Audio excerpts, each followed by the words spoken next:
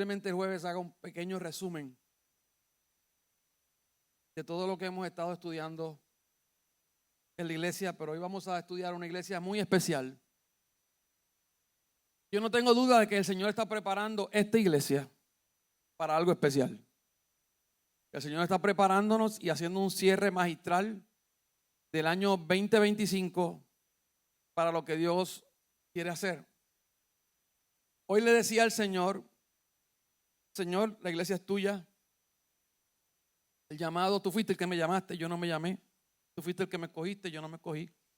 La iglesia es tuya, el plan es tuyo, el diseño es tuyo, las ideas son tuyas. Yo le decía al Señor, yo hago lo que tú me digas que yo haga. Que tú me digas que yo haga, eso yo hago. Yo no tengo problemas con eso. El problema es cuando el hombre mete la mano y queremos cuadrarlo todo al chavo. Hay gente que tiene problemas con las iglesias que tienen muchas actividades. Hay iglesias que no tienen casi actividades y les funciona. Por gloria a Dios, si a ellos les funciona. A nosotros no funciona como hacemos las cosas. Y hemos visto el crecimiento, y hemos visto la victoria, y hemos visto la edificación, hemos visto la salvación, hemos visto las conversiones. Nuestra cultura es una cultura bien interesante. El mensaje a Filadelfia, capítulo 3 de Apocalipsis. Diga la iglesia fiel. La iglesia fiel, la iglesia de Filadelfia es una iglesia fiel también. Habían dos iglesias. Mirna y Filadelfia. Dos iglesias fieles. Escribe al ángel de la iglesia en Filadelfia. Esto dice, subraye el santo, subraye el verdadero, subraye el que tiene la llave de David, subraye el que abre y ninguno cierra, subraye el que cierra y ninguno abre. ¡Wow! ¡Qué clase de descripción! Y como ya ustedes saben, a cada iglesia el Señor se le presenta, el Señor Jesús se le presenta como de una forma diferente, con adjetivos diferentes. Y cada adjetivo con el que el Señor se presenta a cada iglesia está bien relacionado a lo que esa iglesia necesita, a la necesidad de esa iglesia, a los problemas de esa iglesia. Gloria a Dios. ¿Alguien está conmigo? El santo, el verdadero, el que tiene la llave de David, el que abre y ninguno cierra, el que cierra y ninguno abre. Y vuelve en el versículo 8 a repetir lo mismo que le ha repetido ya a 5 iglesias. Vamos por la sexta iglesia. Le dice, yo conozco tus obras. Yo conozco lo que tú haces. Yo conozco lo que tú piensas. Yo conozco lo que tú haces y lo que no haces. Amén. He aquí, he puesto delante de ti una puerta abierta, la cual nadie puede cerrar. Y le dice a esta iglesia que no es una queja, sino que el Señor se daba cuenta de una pequeña situación que ellos tenían, que no era pecado como tal. Porque aunque tienes poca fuerza, has guardado mi palabra y no has negado mi nombre. He aquí, y vuelve y repite lo que en otra iglesia anterior dijo, yo entrego de la sinagoga de quién, de Satanás, a los que se dicen ser judíos y no lo son, sino que mienten. He aquí, yo haré que vengan y se postren a tus pies y reconozcan que yo te he amado. Versículo 10.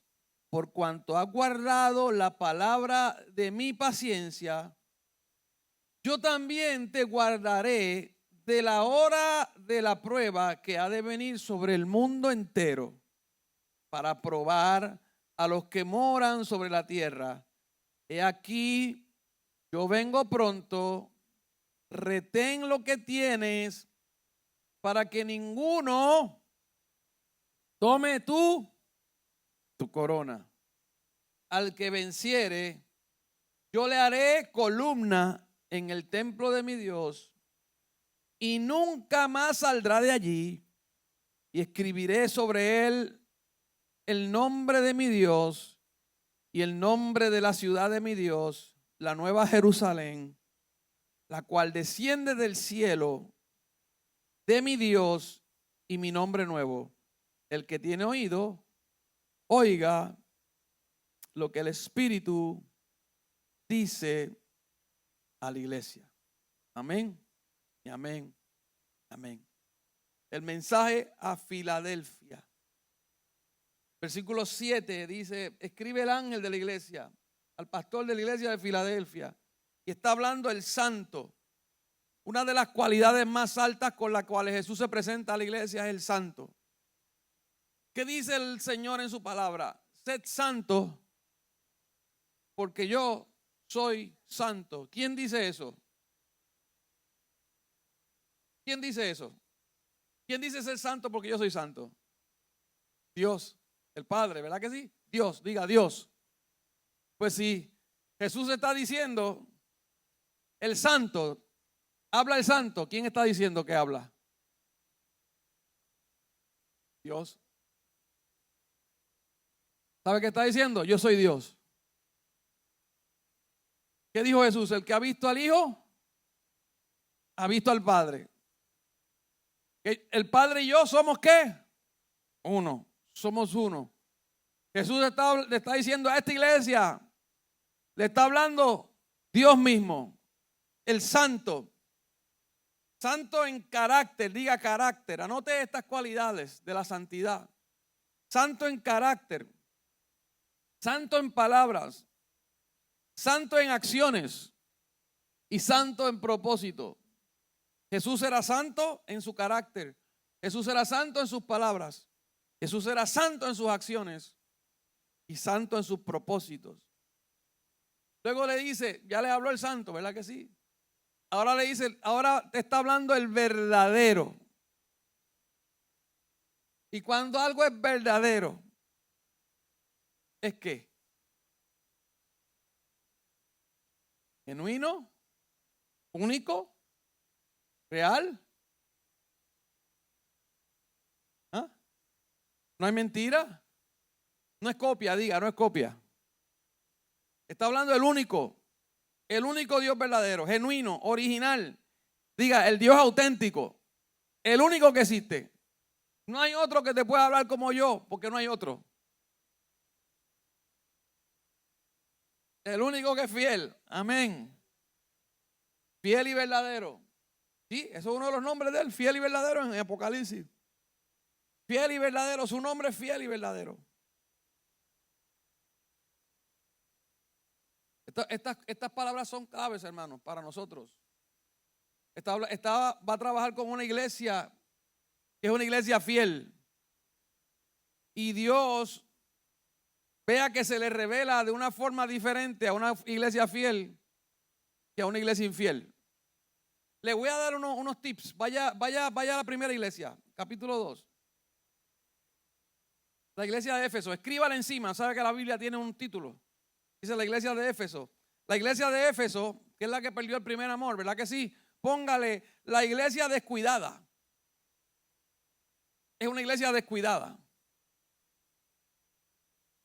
En el 2:8, que es la iglesia de Esmirna, es la iglesia coronada. Es otra iglesia fiel. A la iglesia de Pérgamo, escríbale encima, la iglesia acomodada. Estaban muy cómodos. Estaban muy tranquilos. Se amarraron al sistema del mundo. Le funcionaba, pues vamos a transar. La iglesia de Tiatira era la iglesia corrupta, que era donde estaba Jezabel.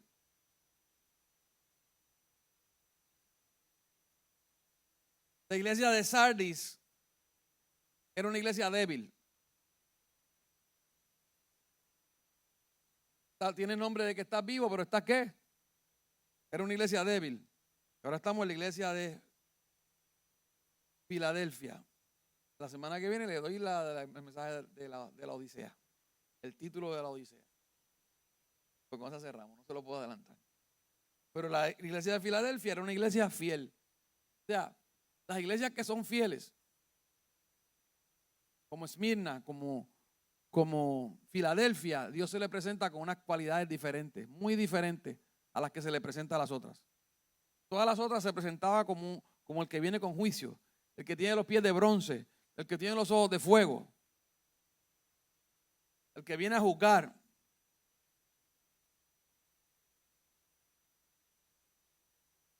Y también se le presenta como el que tiene la llave de David.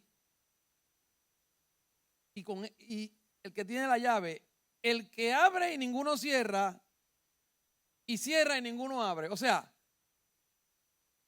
cuando Jesús, el Hijo de Dios, abre una puerta, no hay diablo, no hay infierno, no hay circunstancia, no hay nada que la pueda cerrar. Pero cuando Él cierra una puerta, no hay nadie que la pueda abrir.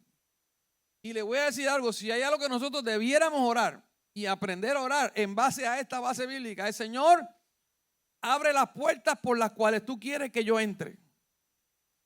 Y esa puerta yo te garantizo a ti que nadie la va a poder cerrar. Pero Señor, cierra donde yo no quiero que yo entre, porque la que Él abra va a ser de bendición. Pero la que Él cierre es porque no te conviene y porque va a ser de maldición. Y a veces nosotros queremos entrar por puertas que Dios cerró y seguimos tocando y seguimos tratando de romper la puerta. No, porque es que eso es mío, no, eso no es tuyo. Dios cerró la puerta.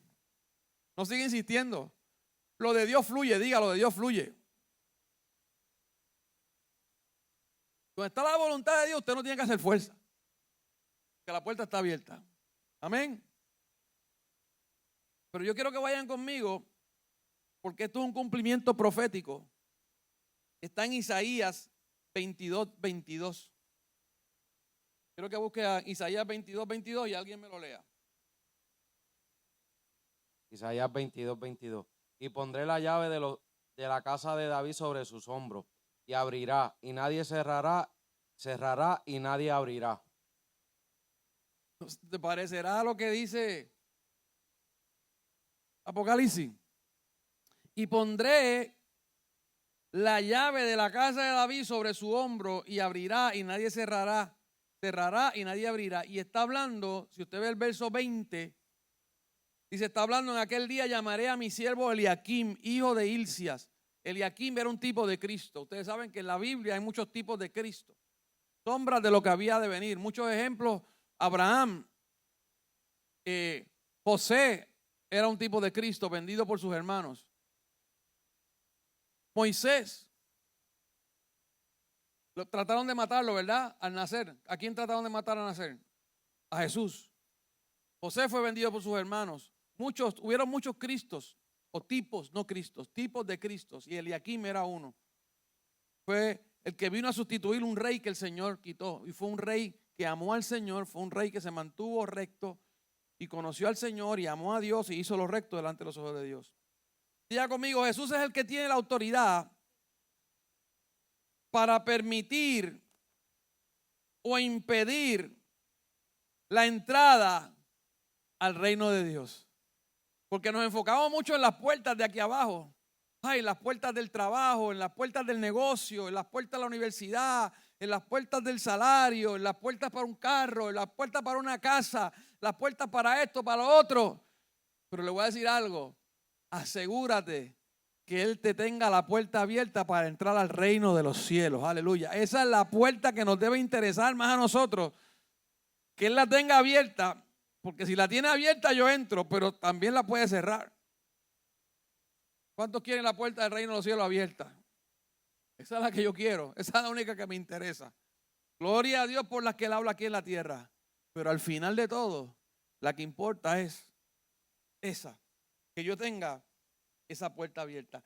Y comienza a hablar con esta iglesia y le dice, yo conozco tus obras y he aquí, he puesto delante de ti una puerta abierta, la cual nadie puede cerrar. Y esa puerta abierta significa oportunidades, diga, oportunidades para el ministerio. Esta iglesia tuvo una plataforma para predicar el evangelio. Se dice que unos años antes, ya cuando se escribió o Juan escribió a Filadelfia, la ciudad de Filadelfia había sido reconstruida, porque toda esa costa, y específicamente esa ciudad, padecían de algo, y es que había muchos temblores, y había habido un terremoto unos años antes, y la ciudad había quedado destruida, y la reconstruyeron otra vez. Eso es parte de la historia o del contexto histórico. Y era un sitio comercial también, era un sitio muy agrícola. Fíjense que cada ciudad de estas era importante en algo. Cada ciudad de estas movía a mucha gente. Y el Señor abrió una puerta, como le dijo al apóstol Pablo, o como decía el apóstol Pablo, una oportunidad, diga, una oportunidad. Y esta iglesia, Dios le abrió una puerta que nadie podía cerrar, una oportunidad para predicar el evangelio. Dice, porque aunque tiene poca fuerza, ha guardado mi palabra. Tiene poca fuerza, no era una iglesia grande, ni era una iglesia fuerte. No tenía miles de miembros, no era una mega iglesia. Sin embargo, diga, sin embargo, era fiel. Era fiel. ¿Por qué? No has negado mi nombre y has guardado mi palabra. Y guardar la palabra no es esconderla. Cuando está diciendo has guardado mi palabra, es que has vivido mi palabra. Era una iglesia que obedecía la palabra de Dios, vivía la palabra de Dios, vivía conforme a la palabra de Dios. Por eso es que nosotros, si queremos ir para el cielo y queremos tener corona y queremos tener lugar especial en el reino de Dios, tenemos que guardar la palabra de Dios. Tenemos que ser una iglesia que guarda la palabra, que vive por la palabra. Y le voy a decir algo, es algo hermoso vivir por la palabra, pero no es fácil, porque conlleva sacrificio. Es un beneficio grandísimo, pero el beneficio no viene sin sacrificio. Diga, el beneficio no viene sin sacrificio. Yo he sacrificado y no me arrepiento de lo que he sacrificado. Aleluya. Dios es bueno. Dios es bueno y Dios paga bien. Diga, Dios paga bien. Dios, a sus hijos, Dios quiere lo mejor para sus hijos. Y nos va a costar. Nos va a costar hacer lo que estamos haciendo aquí. Porque yo pudiera estar hoy predicando un mensaje de avivamiento, de fe y poniéndolos a brincar por encima de la silla. Yo sé hacer eso. Me gusta la palabra de fe. Pero nosotros tenemos que meternos en la palabra, escudriñar la palabra, desmenuzar la palabra, conocer la Biblia. Porque hay una cultura de iglesia hoy en día antipalabra. No quieren estudiar la Biblia, no quieren hacer lo que nosotros estamos haciendo. Metiendo conferencias de cuánta bobería y cuánta tontería hay hablando.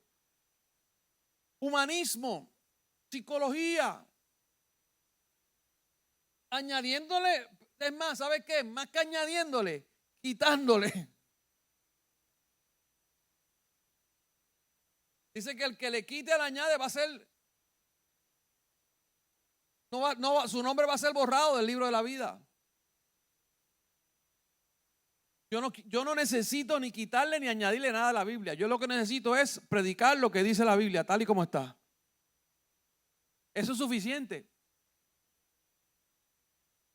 Si nosotros no sé, ¿qué es lo que yo hago aquí? Yo lo que hago es predicar la Biblia, yo no hago otra cosa. Mis mensajes son totalmente textuales, desde un texto, y la interpretación a lo que dice el texto, no a lo que yo quiero. ¿Ah? Como está escrita. Sí. Mike. La iglesia de Filadelfia era una iglesia pequeña, pero le fue fiel. Y no simplemente le fue fiel, sino que fue una iglesia que perseveró en la palabra, que es lo que está diciendo el pastor. Que aquí se enseña la palabra, se estudia la palabra y aquí todo tiene que ver con la palabra tal y como está escrita en la Biblia. Pero esta iglesia, como estaba hablando el pastor ahorita, había guardado la palabra, había creído en su nombre, en el nombre de Jesucristo, pero Jesucristo les provocó que ellos siguieran y esta puerta que se le abrió simplemente fue para que ellos hablaran la palabra, proclamaran esa palabra y proclamaran la promesa de Jesucristo de que Él volvería. Esa puerta que les fue abierta fue para esas cosas, para que proclamaran la palabra y la promesa de que Jesucristo regresará en algún momento. Predicar el mensaje del evangelio. Para eso estamos nosotros aquí. Para predicar las ¿qué? Las buenas nuevas de salvación. Diga, no es el tamaño o la fuerza de una iglesia lo que determina su éxito o su ministerio, sino su fe en el llamado y el orden del Señor. Lo que Dios ha establecido en su palabra.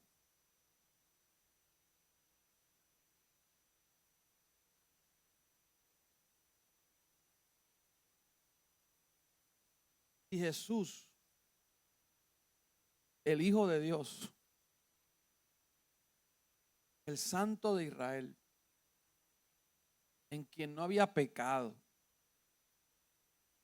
cuando salió de las aguas, nació, aparecieron los ángeles, le adoraron, la estrella guió a los sabios de Oriente. Fue algo magistral, es lo que estamos celebrando. Nació del Espíritu Santo, concebido del Espíritu Santo en el vientre de una mujer. Un evento extraterrestre y sobrenatural. Nació sin pecado, aunque tenía un cuerpo de pecado, pero no hubo pecado en él. Cuando se bautizó, fue a las aguas del bautismo, cuando salió del agua, se abrió el cielo y descendió el Espíritu Santo en forma de paloma y se oyó una voz que decía: este es mi Hijo amado en quien tengo complacencia. ¿Qué quiere decir rabí? ¿Qué? Maestro. ¿Maestro de qué?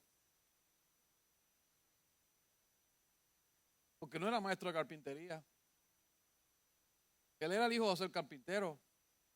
Pero para tú ganarte el título de rabí, de maestro, eras un doctor en la ley. Eras un maestro. O sea, el Santo de Israel, el Hijo de Dios,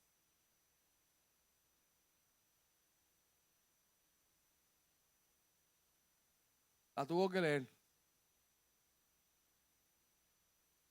La tuvo que estudiar. La tuvo que escudriñar. Y la guardó. Y la cumplió. Y la vivió. Y la utilizó. Fue lo que le dio la victoria. ¿Cómo venció a Satanás? Cada vez que Satanás se le presentó y lo tentó y le hablaba, le decía: escrito está. No le decía: no, mi opinión está, no, que yo te voy a aplastar la cabeza. No, escrito está. Hermano, la palabra tiene una clase de poder. El que lo entiende y lo aprende. Hay gente que está siempre queriendo escuchar a Dios en voz, pero no leen la Biblia. El día que tú te pongas a meterte en la Biblia, tú vas a escuchar a Dios. Dios te va a hablar, aleluya. Dios te va a hablar. Porque cada vez que yo me meto en la palabra, cada vez que yo leo la palabra, Dios me habla. Dios me enseña. Y escucha bien, la palabra se te impregna a tu espíritu. Cada vez que tú la lees, la palabra se te pega a tu espíritu. Y va a ser lámpara a tus pies y lumbrera a tu camino. Te va a guiar.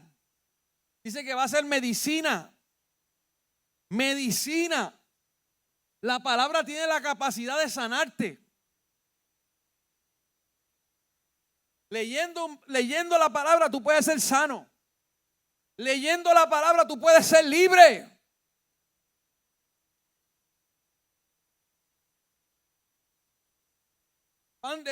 Es pan de vida. Es más, leyendo la palabra rebaja. Jesús, ¿qué dijo Jesús? No solo de pan vivirá el hombre, sino de toda palabra que sale de la boca. Quiere decir que Jesús se estuvo sosteniendo 40 días y 40 noches en el desierto estudiando la palabra. En ayuno. Poder. Eso es serio, hermano. Eso es serio. Y la gente quiere experiencia con Dios, pero no tiene experiencia con la palabra. Entonces, ¿de qué estamos hablando? Las disciplinas no han cambiado, siguen siendo las mismas. Boa. Biblia, oración y ayuno. Eso no cambia. Podemos cambiar los templos han cambiado, tenemos luces, tenemos cámara, acción, todo eso, micrófonos, luces, lo que sea. La palabra no cambia. Yo tengo un amigo que no sabe leer y ahora es pastor. Wow. ¿Cómo? ¿Con la palabra? Toda la Biblia se la sabe. Se la sabe toda la Biblia, ¿viste? Sí, hay gente que ha aprendido a leer estudiando la Biblia. Eso yo lo he escuchado muchos testimonios. Cuando nosotros oramos, hablamos con Dios, nosotros. Y cuando leemos la palabra, Dios habla contigo. Habla con nosotros. Eso es así. Así es. Así es que funciona. Esa es la contestación.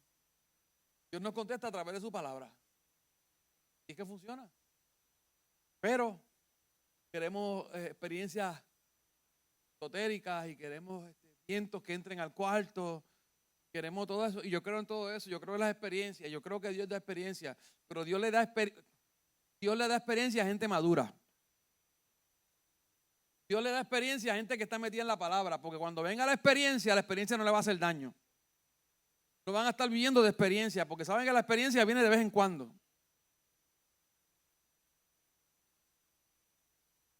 No va a adorar la experiencia ni idolatrar la experiencia. Más que al Dios de la experiencia, que es lo que tiende a suceder. Oh my God, está bueno. ¿Ah? Sigan, a mí me gusta eso. Diferenciamos entre Esmirna y Filadelfia, las dos fueron probadas, pero una fue probada de una forma y la otra fue probada de otra forma. Y eso eso como estaban hablando ahí, unos van a ser probados con un aumento de salario y otro va a ser probado a que no te aumenten el salario. Exactamente, esa es buena. Esa es buena. Es tremendo ejemplo. ¿Para qué tú me dijiste eso, muchacho?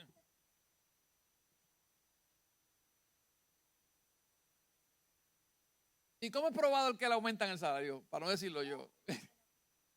Dale el micrófono para que me diga ahora. ¿Cómo es probado el que le aumentan el salario? ¿Qué carácter para asumir esa bendición? Ajá. Versus el que no tiene no le dan para el aumento, pues tiene que clamar para arriba a la dependencia de Dios. ¿Y cómo es probado el que le aumentaron? Mi esposa tiene que mantenerse fiel. ¿Pero en qué más? La corrupción en el corazón, el dinero. El diezmo. Ahí es donde es probado. Hoy estaba hablando con una persona y no me acuerdo ni quién fue. O ayer creo que fue. Yo le decía, el que no diezma de un peso, 10 centavos, no va a diezmar $10, $1. Y menos de 100 va a diezmar 10. Y menos de 1000 va a diezmar 100. Y menos de 10,000 va a diezmar 10,000. Y hay gente que quieren que Dios los bendiga para entonces diezmar. Eso no funciona así. Yo dije que eso no funciona así. ¿Dónde está eso en la Biblia? Y este año vengo a hablar de finanzas como nunca en esta iglesia. Toda maldición de pobreza se va en el nombre de Jesús. Toda maldición de tacañería se va en el nombre de Jesús. Y a usted le conviene pero vamos a hablarlo ¿desde qué? ¿Desde dónde? ¿Desde dónde? De aquí. Nada de más. Lo que dice la Biblia. Porque Dios no quiere que andemos en pobreza. ¿Sabe quiénes somos los responsables de esta pobreza? Nosotros mismos. Porque no le somos fieles a Dios. Mónica. Pastor, que iba a decir algo que en adición, porque de esa forma, pues, hay veces que las personas diezman y lo ven como un token. Y sí, Dios nos va a bendecir porque Él lo ha prometido, pero tenemos que diezmar y tener el corazón correcto. Porque hay personas que cuando se les sube el salario, dan el diezmo, pero dan el diezmo con el corazón incorrecto. Y eso es bien importante. Y es bien delicado y la línea es bien finita. Explica lo del token. No, pues porque dicen, pues yo voy a diezmar para que el Señor me bendiga más. Y eso como si fuera una maquinita. Como si fuera una maquinita de suerte. De casino. Y en realidad, nosotros diezmamos por obediencia. Y diezmamos porque hay una promesa que el Señor nos da. Pero el Señor va a ver que también Él conoce nuestro corazón. ¿Saben? Nosotros podemos engañar a quien sea, pero no podemos engañar al Señor. Y hay veces también que podemos dar el diezmo. Y si nuestro corazón tiene avaricia, y si nuestro corazón no está correcto con el hermano, y si vamos a caminar con los humos acá arriba, podemos diezmar, pero el Señor está viendo eso. Amén. Entonces es bien importante que nosotros guardemos ese corazón. Y yo no sé a quién el Señor le pueda estar hablando, pero esto es algo que yo viví en mi carrera. Yo vi unos incrementos de salarios sustanciales en mi vida. Y yo siempre, por eso yo decía hoy, hasta dónde el Señor me ha traído. Y yo siempre le decía al Señor que sobre todo guardes mi corazón. Amén. Porque no importa lo que yo me esté ganando, que mi corazón no se dañe. No se dañe. Que no porque yo me estoy rodeando de gente de dinero, de gente de un nivel ejecutivo más alto, que yo me la vaya a creer. Yo no me voy a creer nunca la película porque es que la puerta me la has abierto tú. Así mismo es. Así es que, Bueno, pues. serle fiel a Dios en lo mucho y serle fiel a Dios en lo poco. Tú puedes estar diezmando y siéndole fiel al Señor y de momento puede venir una situación. Porque viene una prueba. Viene a probar. Como decía Edwin, el corazón. Viene a probar donde tú estás parado. Viene el Señor a decir, déjame probarlo a ver si es porque yo le estoy dando chavito y está bien. A ver si Él me va a seguir amando igual.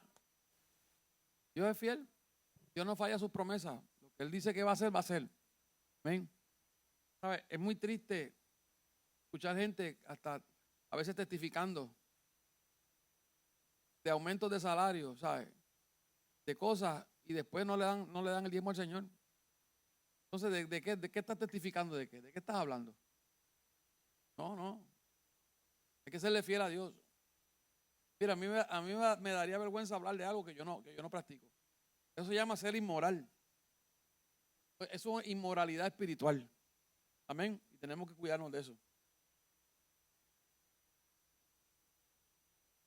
Dice la Biblia, he aquí yo entrego de la sinagoga de Satanás a los que dicen ser judíos y no lo son, sino que mienten. He aquí yo haré que vengan y se postren a tus pies y reconozcan que yo te he amado.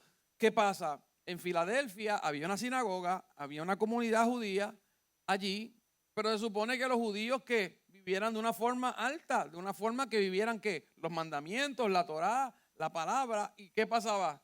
A los cristianos, ¿qué le hacían? La vida de cuadrito, diga la vida de cuadrito, diga judíos carnales. Y le voy a decir algo, no tienen que ser judíos carnales, diga también hay cristianos carnales también, que viven en la flesh, viven en la carne. Lo hemos venido estudiando, tienen nombre de que viven y están muertos, tienen nombre de cristianos y están muertos. Van a la iglesia, pero la iglesia no entra en ellos. Vienen a los cultos, adoran, cantan, nada pasa. No hay vida, no hay testimonio. La palabra no se hace real. Viven en contienda, viven en guerra, viven en murmuración, viven en queja, viven en bochinche, viven en protesta. Y casi siempre son los que llevan más tiempo en el evangelio. El apóstol Pablo le llama, debiendo ser ya maestro, por el tiempo que llevan en la iglesia, debiendo ser ya maestro, Dice que están que necesitados de qué? De leche.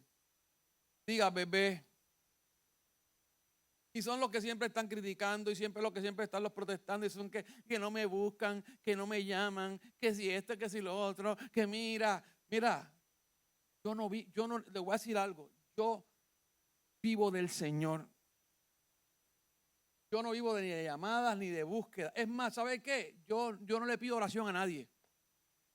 Gloria a Dios a todos los que oran por mí. No le pido oración ni a mi padre espiritual, porque yo sé que él ora por mí. Pero yo no estoy llamando ni molestando. Yo me paro en la brecha y le creo a Dios por lo que es. Hay un libro que se llama, que yo creo que en este año posiblemente se lo voy a enseñar a los líderes. Se llama El Escudero de Dios. Está El Escudero de Dios, capítulo 1, libro 1 y libro 2. Yo leí ese libro hace muchos años, cuando cayó en mis manos, cuando era copastor, asistente del pastor Pepe. Y ese libro me dio una bofetada a mí. Ese día yo me puse para mi número. El libro me decía que yo no podía ser una carga para mi pastor. Que mi pastor no necesitaba un bebé al lado que estuviera quejándose y que él tuviera que estarlo cargando todo el tiempo, llorando por él y sacándole los demonios todo el tiempo. Que necesitaba un hombre fuerte que le pudiera levantar las manos a él en sus momentos donde él necesitara levantar las manos. Y ese día a mí se me acabaron todas las changuerías. Nadie me impuso manos, nadie me profetizó, lo leí en un libro. Ven. Primera de Corintios, vamos a Primera de Corintios 16:9, porque quiero que leamos algo y voy rapidito porque ya está cortando el tiempo.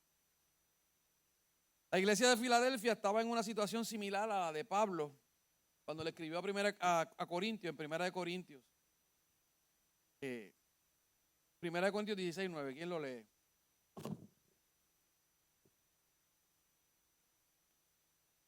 Bien interesante lo que dice ahí. Ahí está, Raymond. Primera de Corintios 16:9.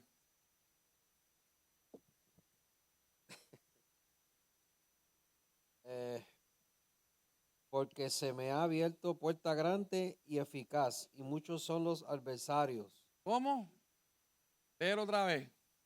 Porque se me ha abierto puerta grande y eficaz, y muchos son los adversarios. Entonces, ¿cómo se entiende eso? Que se ha abierto una puerta grande y eficaz, ¿pero qué? Así que no se preocupe cuando muchas veces Dios abra puertas y se levante el diablo. ¿Entiendes? Eso es lo que está queriendo decir. Esta iglesia, Dios le abrió una puerta para predicar el evangelio, para predicar el mensaje, para llevar a Cristo, pero se levantó el enemigo. Y te voy a decir algo, el ataque va a ser del tamaño de las puertas que Dios te abra. Así va a ser, así siempre va a ser el ataque. El ataque siempre va a ser del tamaño de tu propósito. Así es. El enemigo no ataca a gente que no está haciendo nada. El enemigo no ataca a gente despropositada.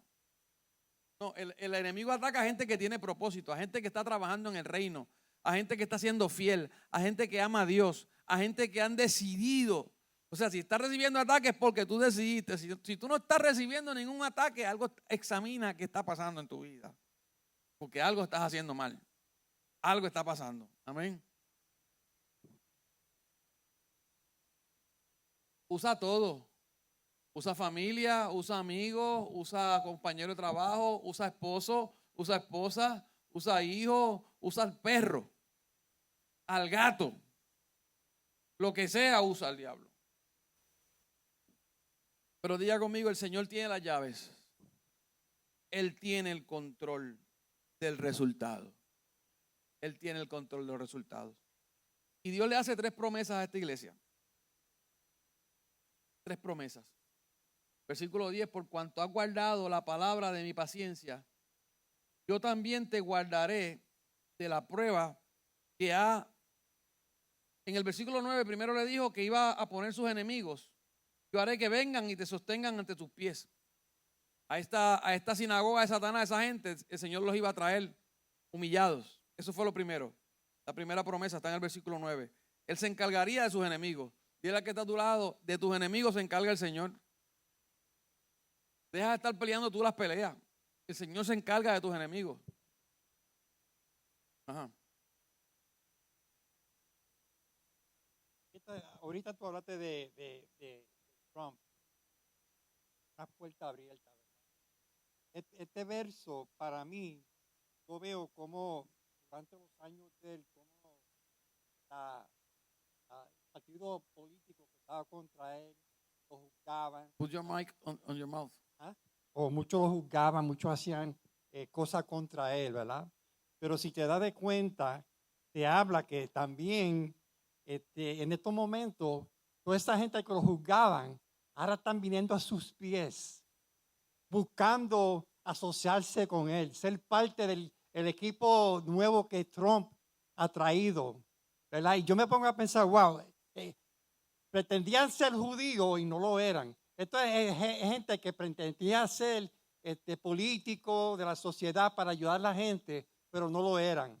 Pero esa misma gente ahora están regresando y pidiéndole a él, tú sabes, como quien dice, quiero ser parte de tu equipo ahora. Y este verso como que me deja ver cómo la palabra de Dios se está cumpliendo en ese hombre. Porque yo verdaderamente creo que ha sido llamado por Dios. Una iglesia que tiene el Espíritu de Dios y que Dios le abre una puerta, va a manifestar los frutos. Van a ver los frutos y la gente van a tener que creer. Los que no creían van a tener que creer. ¿Sabe? A mí no me preocupa lo que la gente diga de mí. O sea, lo que va a hablar de mí son mis frutos, son mis obras, es mi trabajo, es mi llamado, es el testimonio. Que hay quien, mire, hay gente que nunca van a creer en ti. Nunca, hay gente que nunca van a creer en ti. Tú te puedes poner con los pies para arriba y la cabeza para abajo, hacerle chuchería, regalarle chocolatito. Nunca van a jugar el amigo secreto, dejarle sorpresita. Nada de eso los va a convencer de ti, de tu gracia, de tu llamado. Deja que tus frutos hablen por ti. El éxito, lo que Dios va a hacer, aleluya, es lo que va a hablar de ti. Y que se revienten. Dile que está a tu lado, que se revienten. De hecho, el salmista lo dijo. ¿Qué dice el salmista? ¿Sabe lo que dijo el salmista? Aderezas mesas delante de mí en presencia de mis angustiadores. ¿Sabe lo que hizo el salmista? ¿Sabe lo que dijo David? Tú me los vas a traer a mi mesa. En la mesa larga. Y el que va a estar en la cabeza de la mesa soy yo. Y ellos van a estar con la yugular hinchada ahí. Comiendo en mi mesa. Aderezas mesas en presencia de los que me angustian, de los que me fastidian. Y fastidian, eso no es malo. La otra es malo. Fastidian no es malo.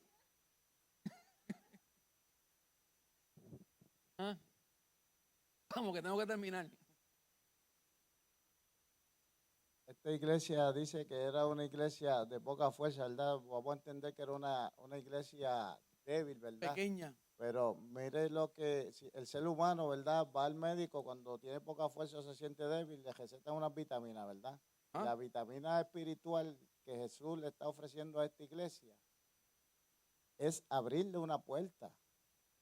Es la vitamina espiritual que Dios le está dando a estos feligreses de esta iglesia, pero estos feligreses eran sanos y fieles y le está dando una vitamina para que vayan a hablar la palabra, a proclamar esa palabra. Esa es la motivación en la puerta abierta, pero la vitamina era la palabra. La palabra es lo que te da vida, lo que te vitaminiza. Y eso es una de las cosas que nunca se nos puede olvidar. Cuando Dios nos habla a la puerta, nunca se nos olvide qué es lo que estábamos haciendo para que la puerta se abriera. Ellos hicieron dos cosas, guardaron la palabra y no negaron el nombre del Señor. Ese es el problema con el éxito. La gente se daña con el éxito. La gente se corrompe con el éxito. La fama corrompe. Hay gente, hermano, que Dios no ha permitido que tengan éxito para que se salven. Aún en la iglesia.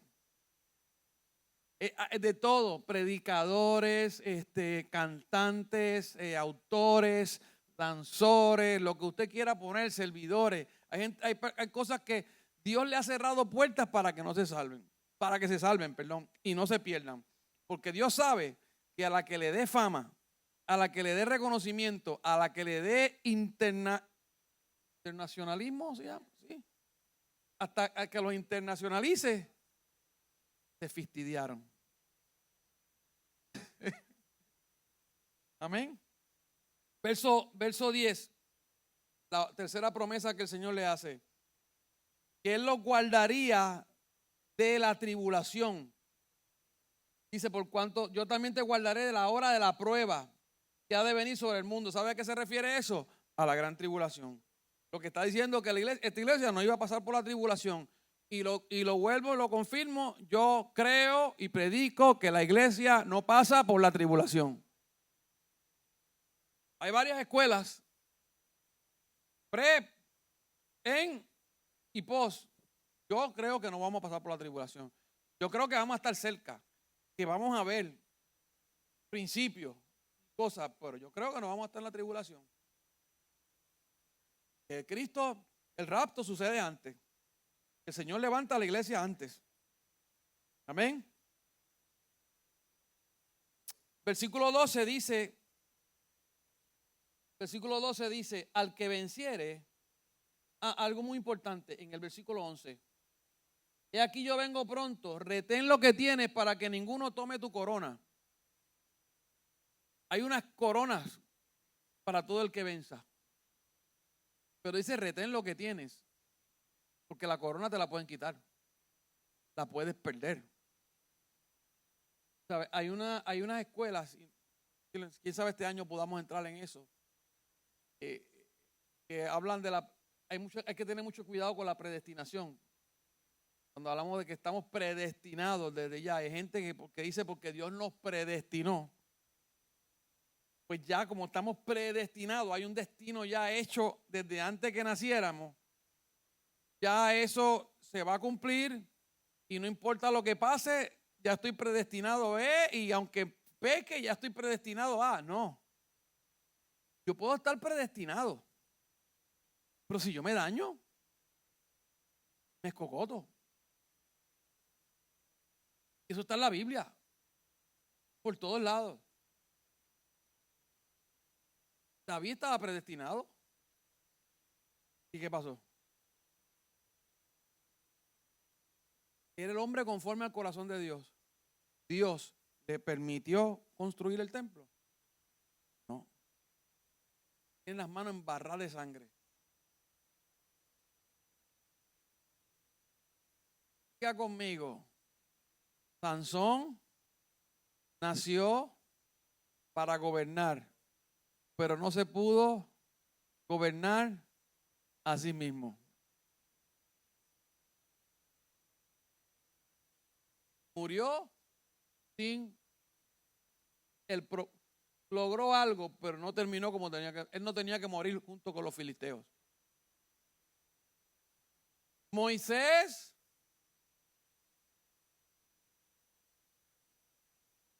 el gran profeta, el caudillo de Israel, ni él ni Aarón, porque no es como comiences, es como termines, ¿sabes?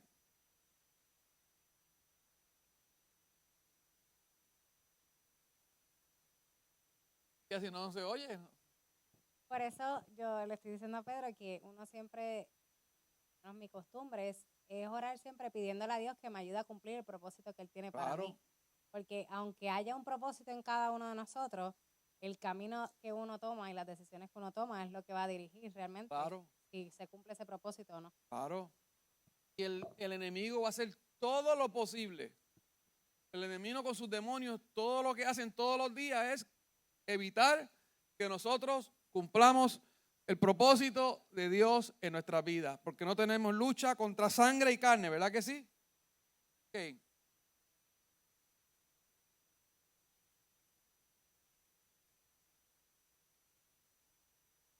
Es una pregunta. Si uno está predestinado para como condenarse o algo así, ¿me entiendes? Y ¿qué uno puede hacer? Eso cambiaría dependiendo mi entrega o qué.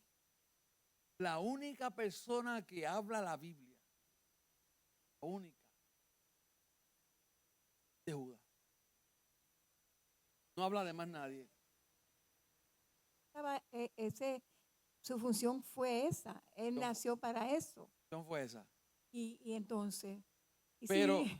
pero es el único caso que yo me voy por lo que dice la Biblia. Diga, la Biblia dice. Y la Biblia dice que eso fue Judas. Pero esto va más allá.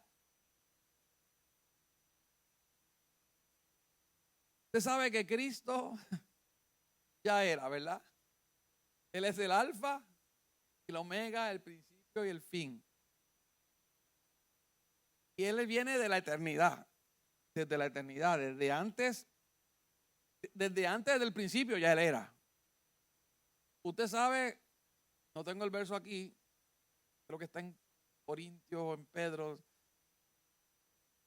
que ya en la eternidad, antes del principio, antes de que todo fuera escrito, ya el plan de redención el Señor lo tenía y ya el Padre había crucificado a Cristo, ya lo tenía crucificado en el plan.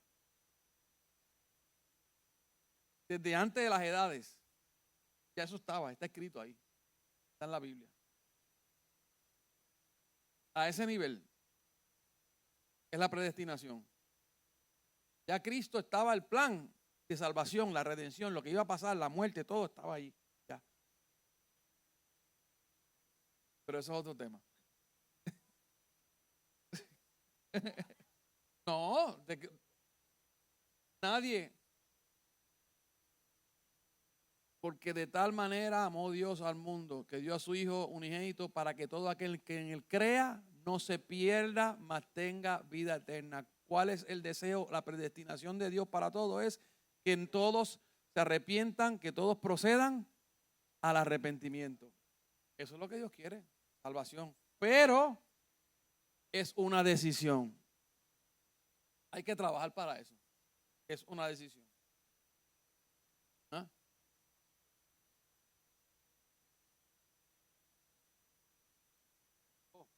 Lo que pasa fue que Pedro se arrepintió. Judas no. Judas fue y se ahorcó. Pero los dos tuvieron la oportunidad de arrepentirse. Lo mismo, Pedro lloró amargamente. Judas se arrepintió después de ver las consecuencias de lo que hizo, no midió consecuencias. Son dos casos muy, muy diferentes. Lo mismo, Satanás. ¿Dónde estaba Satanás? Luzbel, ¿dónde estaba? ¿Dónde estaba? ¿En el cielo dónde? En la presencia de Dios. Y allí se dañó. Aquí que está haciendo Carly hoy.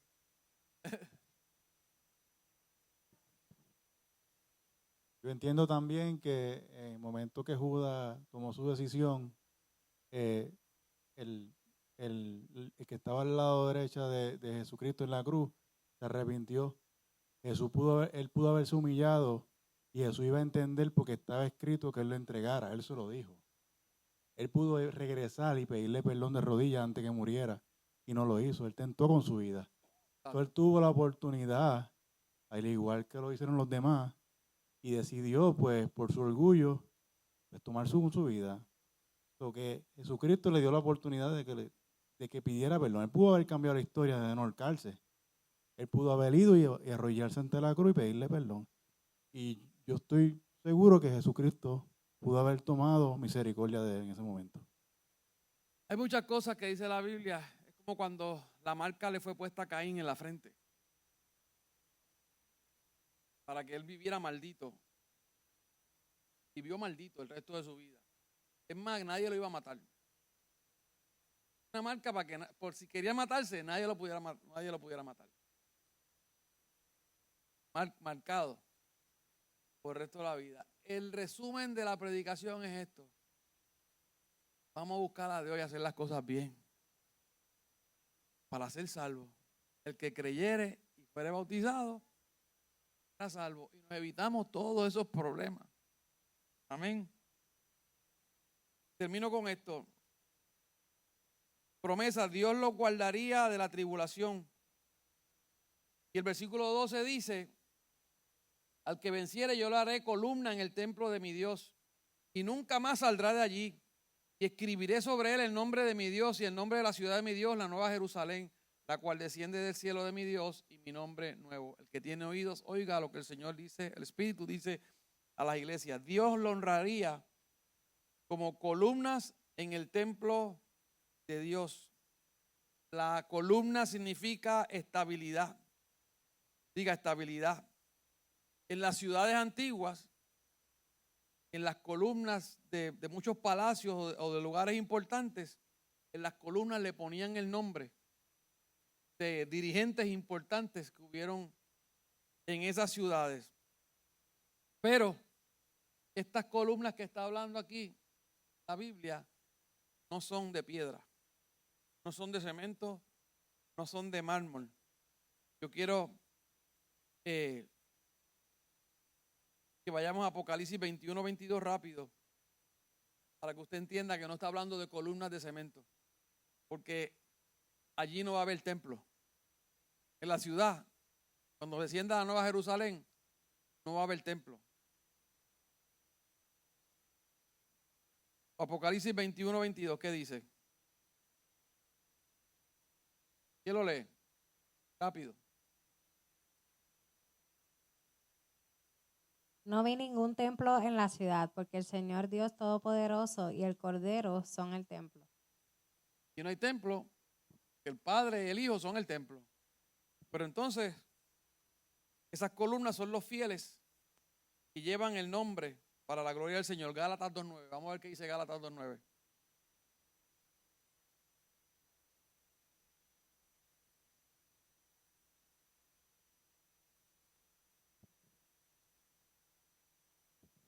Y reconociendo la gracia que me había sido dada, Jacobo, Cefas y Juan, que eran considerados como columnas, nos dieron a mí y a Bernabé la diestra en señal de compañerismo para que nosotros fuésemos a los gentiles y ellos a la circuncisión. Las columnas somos quienes. Otros. ¿Quiénes quieren ser columna en el templo? Amén.